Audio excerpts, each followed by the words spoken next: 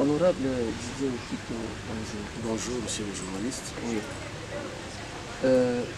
Merci pour nous donner cette opportunité. D'entrée de jeu, vous venez d'être élu.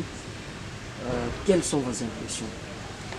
Et tout d'abord, comme je l'ai dit dans ma première interview, je remercie l'Éternel Dieu d'avoir poussé la population de Bukavu de voter massivement pour moi.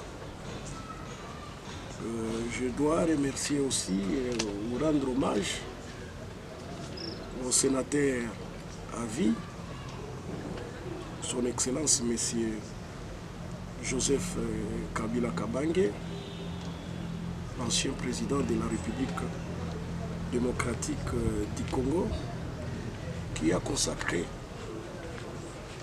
toute sa jeunesse, il a sacrifié sa jeunesse pour travailler pour les comptes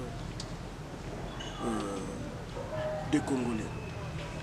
Ça n'a pas été une tâche facile, mais une telle sagesse n'est pas donnée à tout le monde. Il a été diabolisé. Les gens ont dit qu'il n'a pas l'intention d'organiser les élections ou l'intention de lâcher les pouvoirs. Mais il nous a prouvé combien de fois il est nationaliste, combien de fois il aime le Congo. Il a organisé les élections et il n'a pas imposé son successeur. C'est vraiment un père de la démocratie congolaise. Et pour les Congolais, c'est un président historique. Il a notre soutien. Et nous le défendrons partout.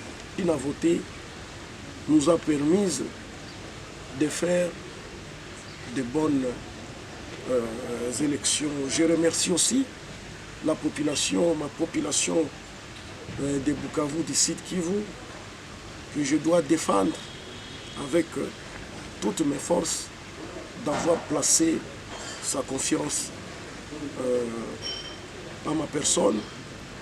Je rends hommage, je remercie très très grandement l'autorité morale de notre regroupement AFDC et alliés, son Excellence, M. Bahati Lukwebo, un homme d'État, un papa pour nous tous, de m'avoir donné confiance, de m'avoir soutenu.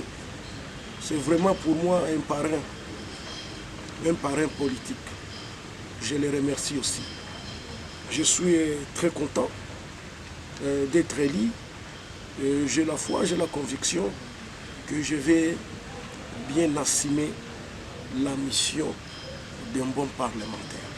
Parce que la mission d'un bon parlementaire, c'est de défendre les intérêts du peuple. Rien que les intérêts du peuple. Nous sommes là pour légiférer les lois et assumer les contrôles parlementaires. Nous devons contrôler l'exécutif. Voilà. Oui, honorable Didier Okito, qui est-il, la personne de Didier Okito? Je suis un Congolais de père et de mère, grandi au Sud Kivu, à Bukavu. Je suis du Sud Kivu, mais je suis Tétela d'origine. Je suis arrivé au Sud Kivu en 1978. Je suis né moi-même en 1976.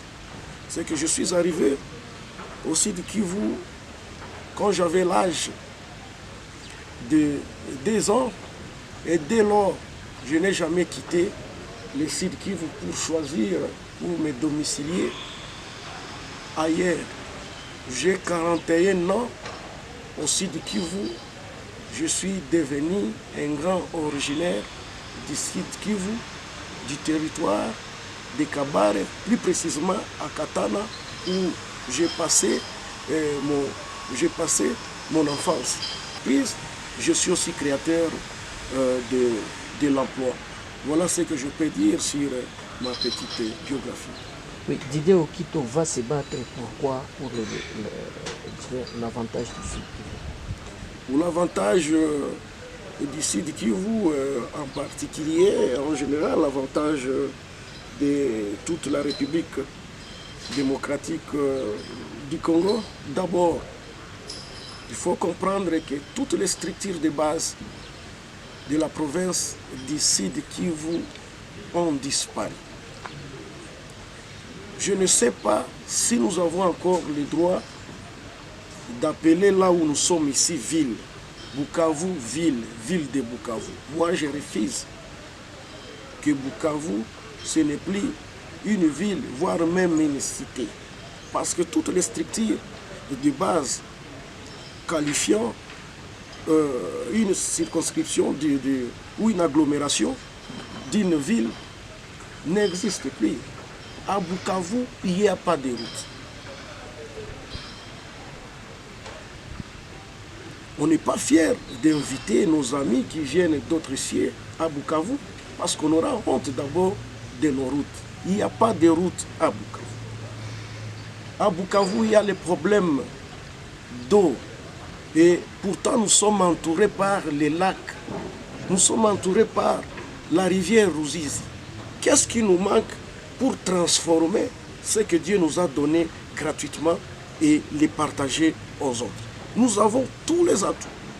Nous avons toutes les possibilités d'inonder la ville de Bukavu avec l'eau potable. Mais chose qui n'est pas faite. Bukavu, il n'y a pas d'énergie, il n'y a pas l'électricité à Bukavu. Et pourtant, nous avons le lac Kivu ici. Nous avons la rivière Ruzizi avec sa chute Ruzizi ici, à côté de nous. C'est nous qui produisons les courants, mais malheureusement, nous manquons, c'est nous avons bâti record en délestage. Nous donnons le courant au Rwanda, nous donnons le courant au Burundi. Au Rwanda, on ne parle plus de délestage, même au Burundi, mais au Congo, à Bukavu, au Sud Kivu, c'est une monnaie courante. Non. Moi, je pense que nous devons réveiller nos consciences. Nous devons être des hommes avec conscience. Nous devons travailler pour cette population qui a longtemps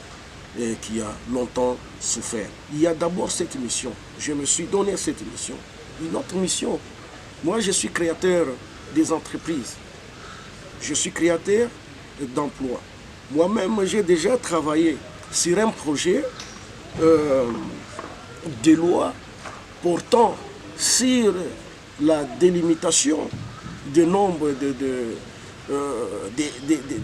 des expatriés dans des sociétés qui veulent venir travailler chez nous. Le Congo est en train de produire des intellectuels et nous devons voir comment occuper les intellectuels.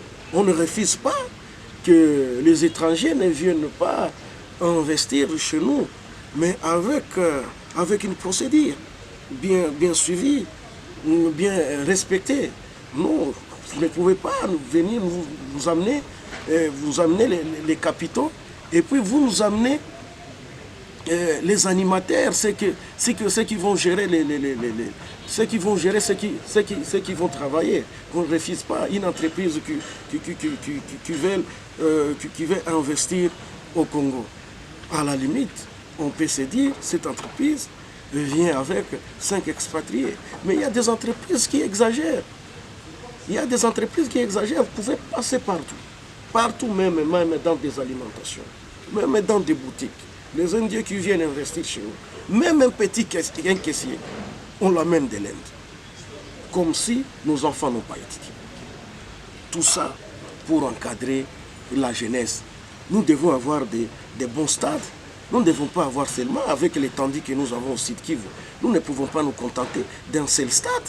Nous devons avoir au moins dans chaque territoire du Sud Kivu un bon stade pour encadrer la jeunesse, un stade qui remplit toutes les conditions, où nous pouvons avoir l'aire de jeu pour le football, les terrains de basket dedans, de volley, même pour encadrer les skillistes.